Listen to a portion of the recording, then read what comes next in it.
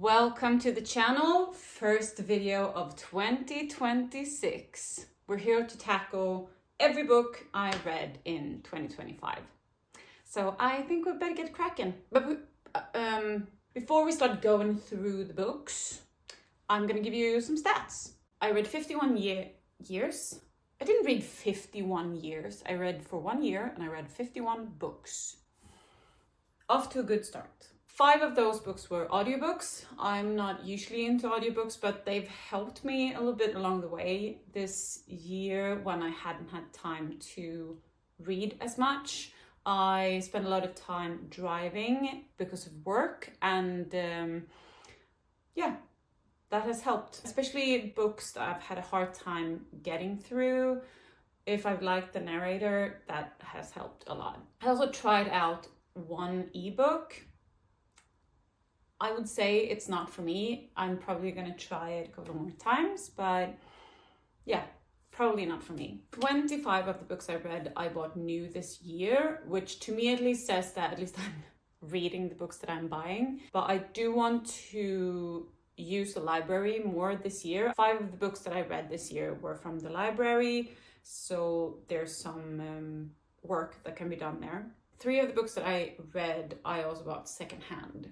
There were 7 rereads, 5 Stephen King books in my ongoing Stephen King journey. 18 of the books that I read were in Swedish, not all by Swedish authors, but I want to read more in Swedish and more by Swedish authors, just because I think it's good to read in your own language as well. It enriches your own vocabulary in your own language.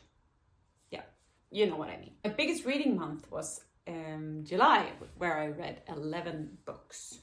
I tend to swing a lot. You will see that because I'm going to go through the books in the order that I read them. Because I read so many books parallel to each other, some months are very slow and some months I finish a lot more books. Okay, last stat. My 3 biggest genres was fantasy, romance, and historical fiction. Let's go and see what I read in January last year. I started off with this Regency YA fairy romance, 10,000 Stitches by Olivia Atwater.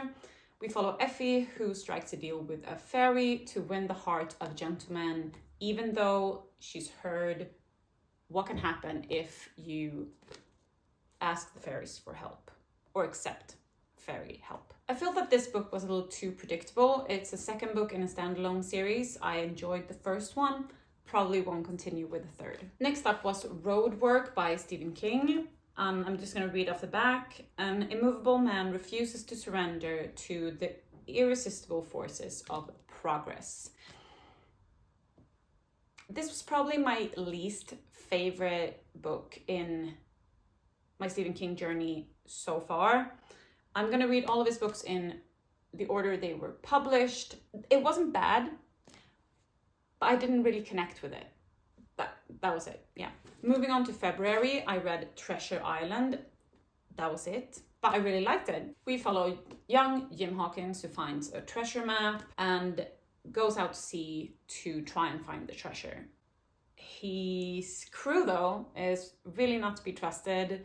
Yeah, I really like this because the name Long John Silver I've heard way before I ever read this book.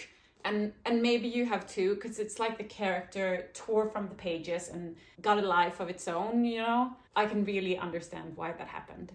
Next up, I read Sonjas sista vilja. It's a Swedish book by a Swedish author where Sonja dies in the first chapter. Her friends get her will and testament, and that sets them on this wild journey. I really liked the first chapter, and then it was just downhill from there. Then it was The Curious Incident of the Dog in the Nighttime by Mark Haddon, and this was my first 5-star read. I watched this as a play years and years ago. It's so good. We follow Christopher, who has Asperger's syndrome, as he discovers his neighbor's dog murdered, and he decides to try and solve the mystery, which just turns his life on end. Highly recommend. Love the structure and the writing. Love it. 2025 was a slow reading start for me, but then in April, things started happening. I read The Time Machine by H.G. Wells. This is a classic time travel story that helped shape the genre, and for that, this was very interesting. But otherwise, it was all right. You know, one of those, it was all right. Next was Swedish poetry collection Kan vi inte vara snälla nu för sen dör vi faktiskt by Bob Hansson.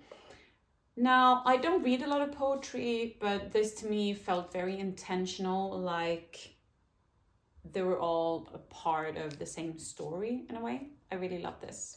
And then next was The Magical Experience of Piranesi by Susanna Clarke. This was unlike anything I've ever read before. It's just amazing. And if you haven't picked it up yet, try it out. I thought it was going to be more of a complicated read from what I've heard other people say about it, but that wasn't my experience, and it's so good. So good. I was late to the party to Piranesi and I was late to the party to Fourth Wing, but hey, what a party. I decided to buddy read this with my friend, and she was a little bit concerned about the page count. She has 2 kids and she was like, this might take me a month or even more. She finished it in 5 days. And I was behind, you know. I don't have any kids. I can read whenever I like. I've just had so much fun this year with these books, and I'm just obsessed.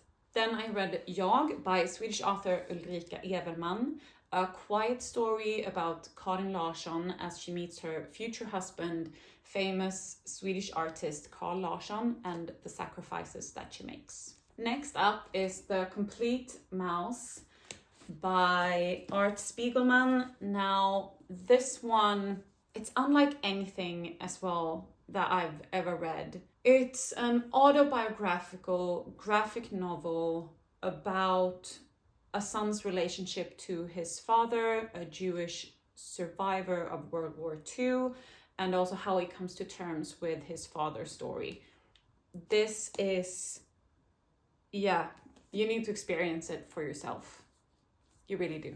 Next up was 1794 by Niklas Natt och Dag. This is the second book in the Bellman Noir series that takes place in Stockholm in, yeah, you guessed it, 1794. I didn't like this as much as the first one, 1793, The Wolf and the Watchman, which can be read as a standalone, and I highly, highly recommend it. If you like historical fiction thrillers, yeah, that's it. You need to read it. In May, I read one tiny little book, but that was Cujo, and yeah, it scared me.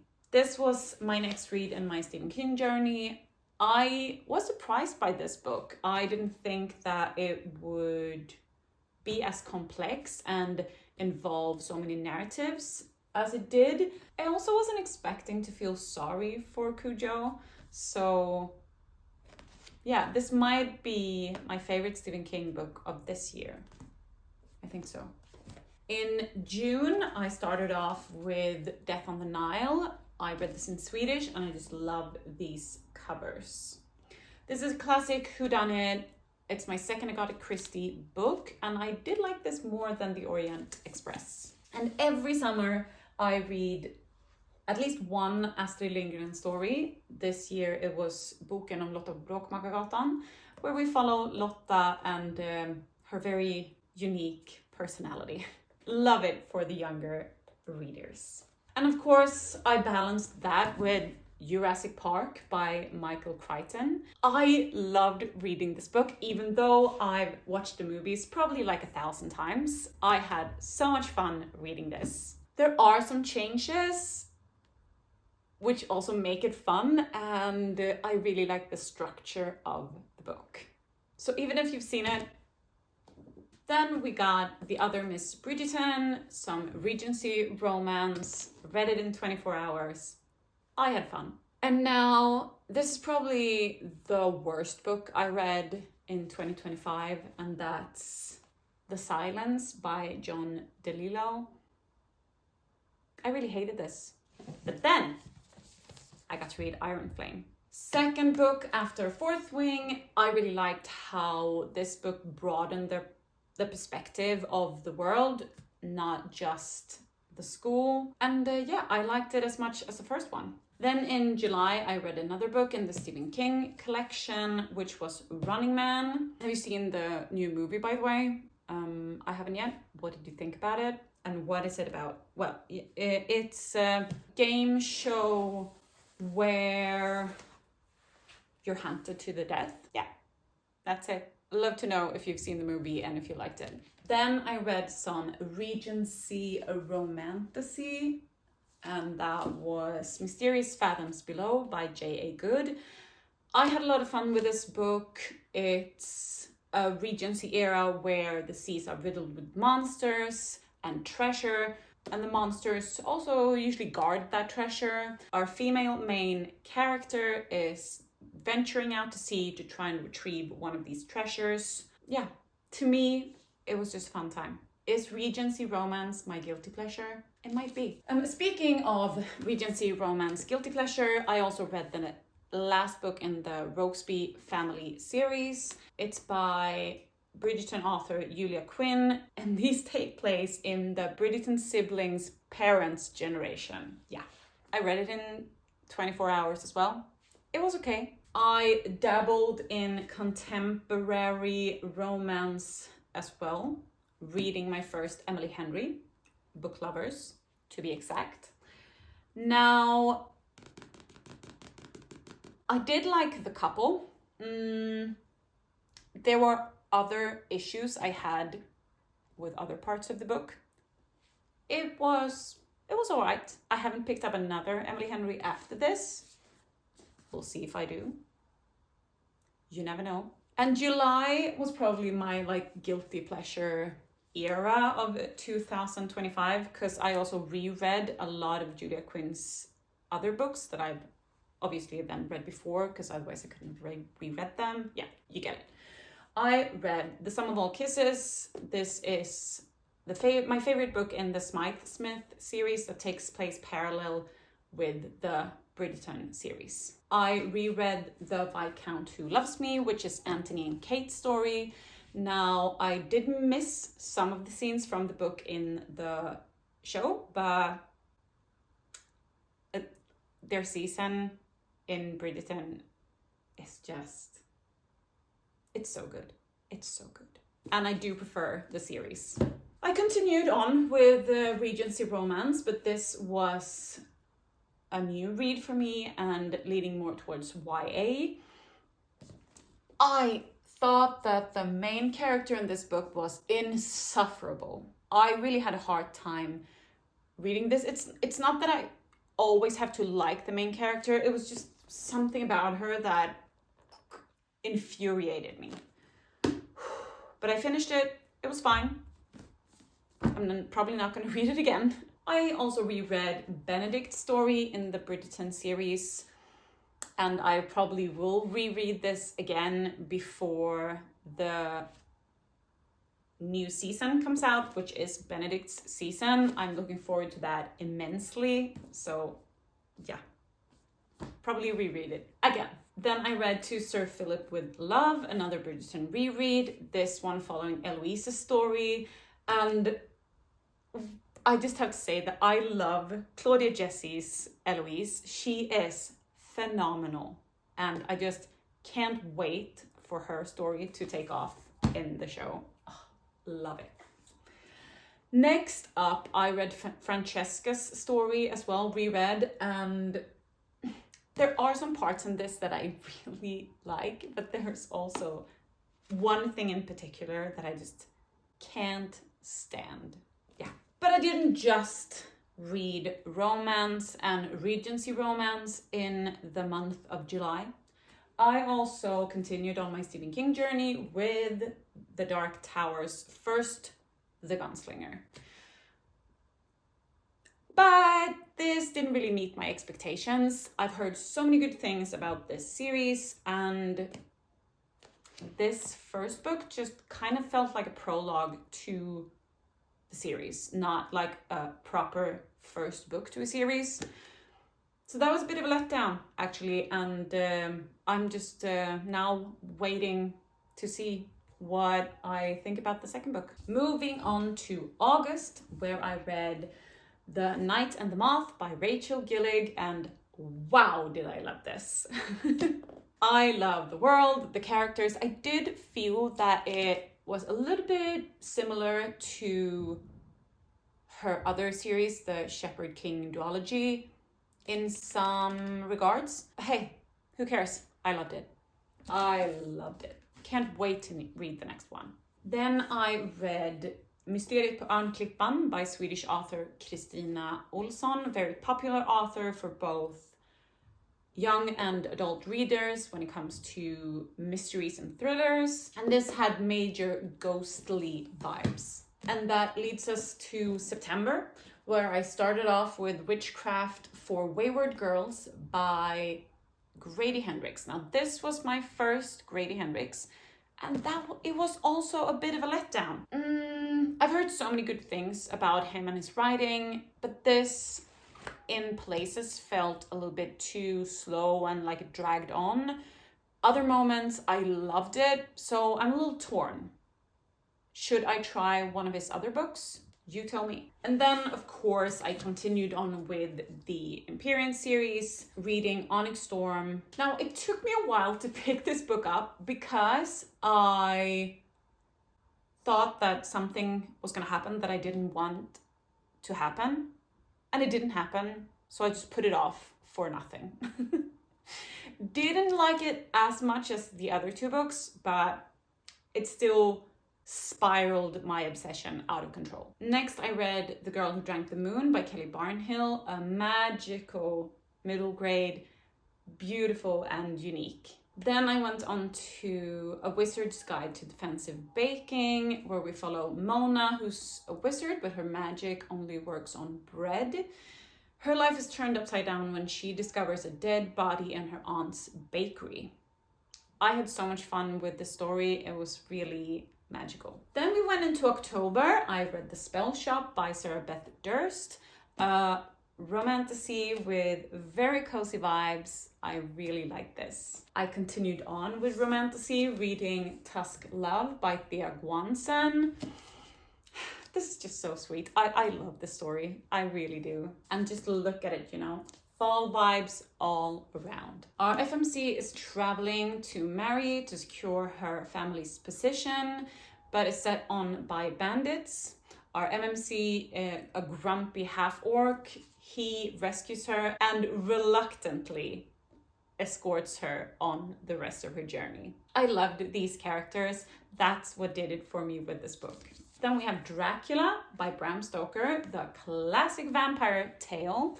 I went all in with this, doing a vlog where I did a Dracula puzzle, the audiobook, and reading the paperback as well. It was so much fun, and I really enjoyed the first part of this book very much. It was really good. But then it kind of lost me a little bit, I have to say. But glad I've read it. One of those books that you should read. You know what I mean? This is what a person trying to collect herself looks like, because my phone ran out of space. I'm gonna pick it up from where I left off. You have no idea, because for you it's just a continuous... Yeah, after Dracula, I read Minns du den stad, or Remember the City by Per-Anders Fogelström. It's the third book in the Stockholm series, which spans over 100 years from 1860 to 1968. I love these books, and if you like generational historical fiction that focuses on the everyday person, these are for you. Then I read Stonekeeper, the first in the Amulet series. I read this because I wanted to see if I could recommend it to my brother and his kids. I got really pulled in by the artwork, and the story hooked me right away. Now, moving to this last stack. We're in November and I read Bookshops and Bone Dust by Travis Baldree. It's a prequel to the Legends and Lattes book, which I would say I liked more than this one. It was still very heartwarming though. Then I reread this emotional sledgehammer of a book, The Long Walk by Stephen King. I also watched the movie, and if you want to see how it went, you can check out my book to screen on The Long Walk. I really went through it, you know? And hey. I wasn't quite honest when I said that Cujo might be my favorite Stephen King book this year, because this is absolutely it. This is one of my favorite Stephen Kings of all time so far. But I did reread this, so Cujo would be probably the favorite of the new ones that I read. A little correction there, yeah. But after that emotional journey, I needed something different. So I picked up Left of Forever by Tara DeWitt. This is a second chance romance, and it was just what I needed, you know, a fun time. Then I read The Dwarf by Per Lagerkvist, a Swedish classic. The story is told through the perspective of a dwarf who belongs to a court, where he writes in his journal his observations. He's very hateful and elitist, to say the least. And the ending, though, made me really uneasy, and it really brings home the point of the story. You really had to get to the end to really see what it was all about, basically. Now, moving into the last month, December, I read Wicked. I also watched the second movie and did book to screen on that as well. This is wildly different. There were so many things in this book that I did not expect to read. It's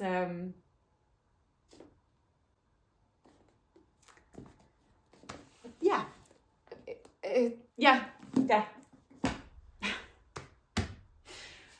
I also read Unsteady by Peyton Corinne. It was part of a sub-genre experiment vlog that I did, trying out 2 new, for me, sub-genres, hockey romance and gaming lit. And I liked this more than I thought I would. I really did. A book that I thought I would like a lot was this, for me, highly anticipated new release, Info från Repan by Swedish actor, comedian and author Bianca Kronlöf. I did think that it was good, but it wasn't as good as I expected it to be.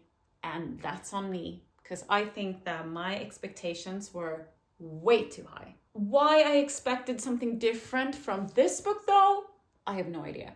Because I don't like holiday romances, and I don't know why I thought that this would be any different. Then, as the second book in my sub-genre experiment, I read Ready Player One, and it was all right.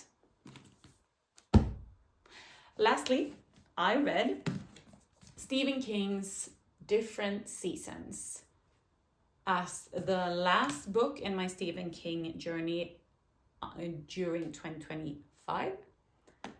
It contains 4 novellas, one being The Body that got turned into the movie Stand By Me, and Rita Hayworth and The Shawshank Redemption, which, adapted into The Shawshank Redemption. They were brutal and really disturbing at times, and of course contained a lot of interesting characters, as with a lot of his books. If I should sum up my Stephen King journey during 2025, I would probably say that it was not my best Stephen King year, and I'm hoping for more from 2026. Yeah, that was it. Welcome to 2026. I'm so excited for this year. I have so many fun I have so many fun things planned, and I'm so happy that you're here. If you want to help me out during the year, like, comment, and subscribe, and I'll see you in the next one.